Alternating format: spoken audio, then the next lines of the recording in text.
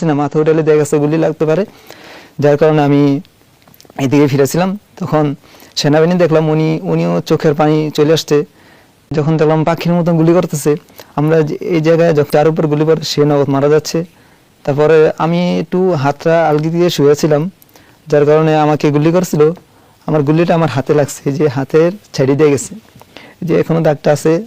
আল্লাহ তাআলার রহমতে হাতের হাড্ডিতে লাগে না, যার কারণে বড় ধরনের কোনো সমস্যার সম্মুখীন হয়নি। তারপর যখন আমার হাতে গুলি লাগছে, হাতে গুলি লাগার পর আমি মানে সোজা হয়ে শুয়ে যাই। সোজা হয়ে শুয়ে যাওয়ার পর যখন দেখলাম যে মানে পরিস্থিতি একবারে পুরোপুরি মানে পুলিশের আয়ত্তে আছে, আমার সাথে যখন আমার হাতে গুলি পড়ে আমি মানে একটু মরার বান করে শুয়ে আছিলাম, যেহেতু আমার প্রাণ আছে, হয়তো আমি যদি এরকম টেকনিকটা খাড়াই তাহলে হয়তো বাঁচার কোনো সম্ভাবনা, মানে এরকম একটা নিয়তি কারণে কইরা আমি শুয়ে আছিলাম, চোখগুলো বন্ধ ছিল।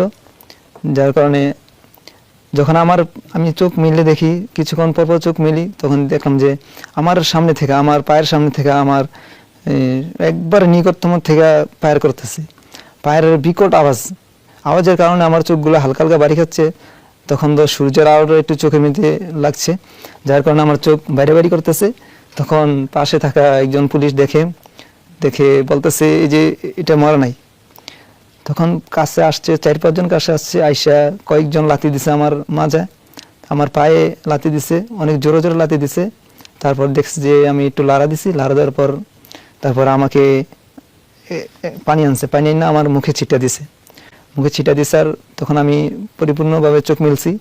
মেলার পর তখন আমি যখন উঠে বসার পর আশেপাশ থেকে আরো 4-5 জন পুলিশ আসলো, আইসা আমাকে রাইফেল দিয়া, পিস্তল দিয়া আমাকে অনেক জোরে জোরে বিভিন্ন জায়গায় আঘাত করতে লাগলো।